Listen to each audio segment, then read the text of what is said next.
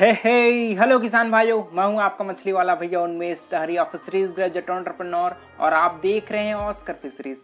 किसान भाइयों, मान लीजिए आपने एक थाली लिया और उस थाली में खाना निकाला और आपने अच्छे से खाना को खा लिया, लेकिन आपने थाली को दोस्तों बिना धोए अगर आप उस थाली को अपने थाली वाले बर्तन में रख देंगे तो क्या होगा?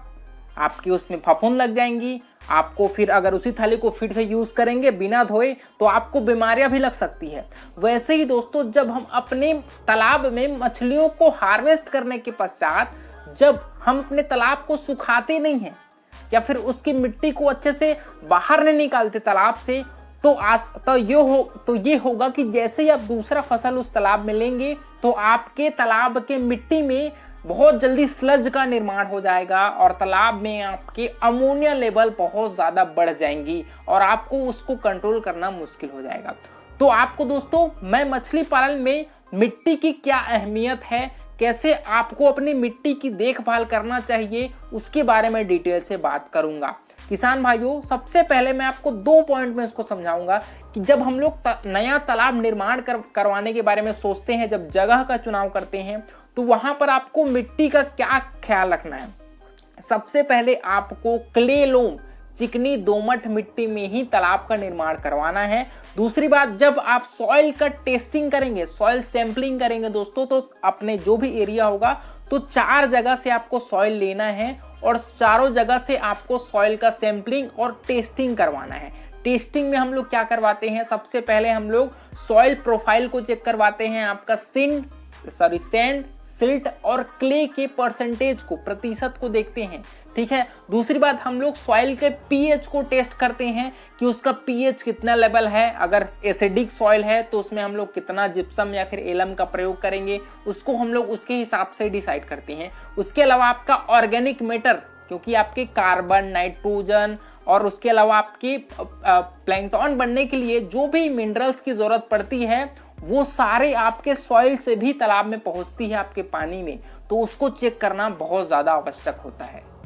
जब भी कोई भी नया तालाब आप निर्माण करवाइए, वहां पर आपके वाटर होल्डिंग कैपेसिटी, आपके मिट्टी की पानी ग्रहण करने की क्षमता कितनी है, इसको जरूर आप चेक करवाइए। क्योंकि अगर आपके मिट्टी में मुर्मी मिट्टी हो गया या फिर सैंडी मिट्टी हो गया दोस्तों, तो वहां पर सीपीएच की प्रॉब्लम बहुत आयत से आपको पाई जाएगी। तो वहां पर आपको तारपुलिन बिछाना पड़ सकता है या फिर आपको ज्यादा पानी की जरूरत पड़ सकती है मछली पालन में। तो सभी चीजों को सॉइल प्रोफाइल के साथ, सॉइल की वाटर होल्डिंग कैपेसिटी, पीएच और ऑर्गेनिक मैटर, ये 4-5 इंपॉर्टेंट पॉइंट्स है, उसको आपको जरूर तालाब बनवाने से पहले चेक करवाना चाहिए। बात, अगर आप अपने तालाब में मान लीजिए आपने हार्वेस्टिंग करवा लिया मछलियों की और आप अब दूसरी बार तालाब की तैयारी कर रहे हैं, तो वहां पर भी आप अपने मिट्टी को तैयार करना है। इसके 3-4 इंपॉर्टेंट पॉइंट्स हैं।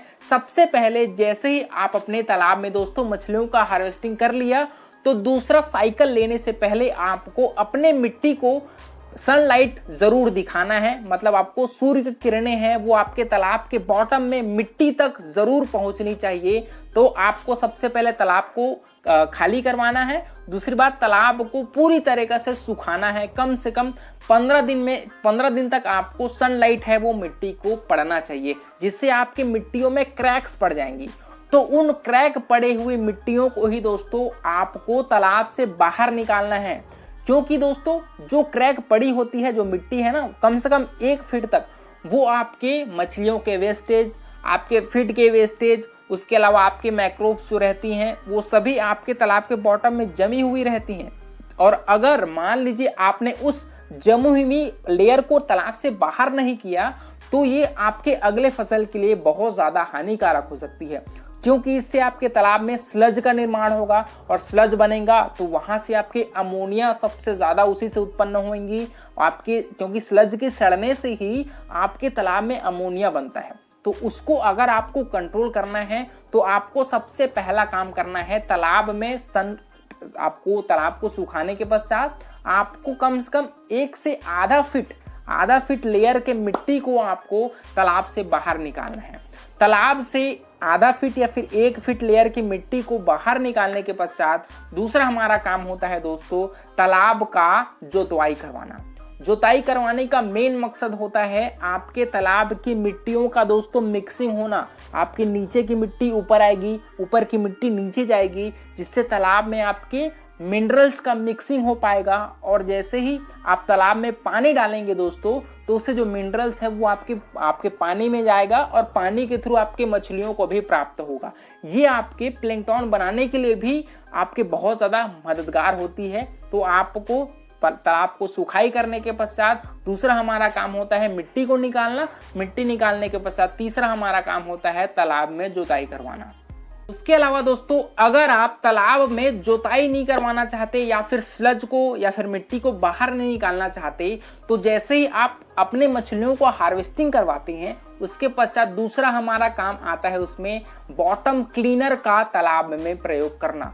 बॉटम क्लीनर भी आपके चूना के टाइप का एक पाउडर फॉर्म में आपको मिलता है, जो जैसे ही आप तालाब से हार्वेस्टिंग करते हो वैसे ही उस बॉटम क्लीनर का जो पाउडर होता है उसको आपको पानी में मिक्स करके या फिर ऐसे ही हाथों की सहायता से आपको तालाब में फैलाना चाहिए। इससे आपके तालाब के बॉटम है उसमें जो भी ऑब्नॉक्सियस गैसेस हैं दोस्तों, वो केमिकल है वो उसको बाहर कर देती है और तालाब में जो भी ऑर्गेनिक मैटर है उसको डिकम्पोज करने में भी आपका जो सॉइल क्लीनर है, बॉटम क्लीनर है, वो बहुत ज़्यादा मददगार होती है।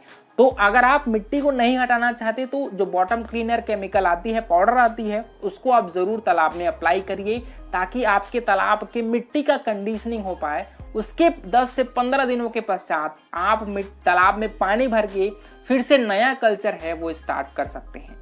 अगर आपके तालाब के मिट्टी का पीएच जो दोस्तों 7 से नीचे है, मतलब मान लीजिए 5.5, 6, 6.5 है, तो वहां पर आपको तालाब में चूने का प्रयोग करना है।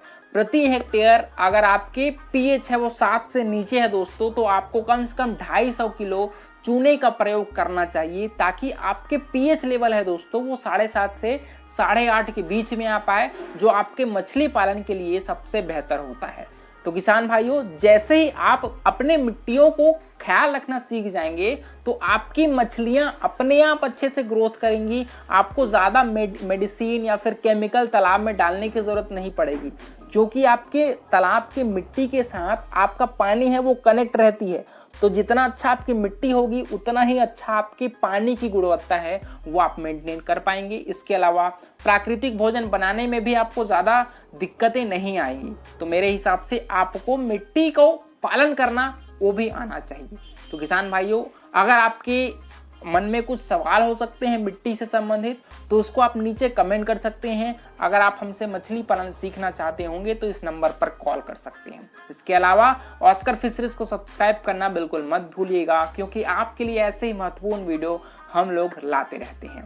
तो मिलते हैं अगले वीडियो में किसान भाइयों, तब तक के लिए बड़ों का सम्मान करिए, छोटों को प्यार करिए और खुद का ढेर सारा ख्याल रखिए। Thank you, thanks for watching.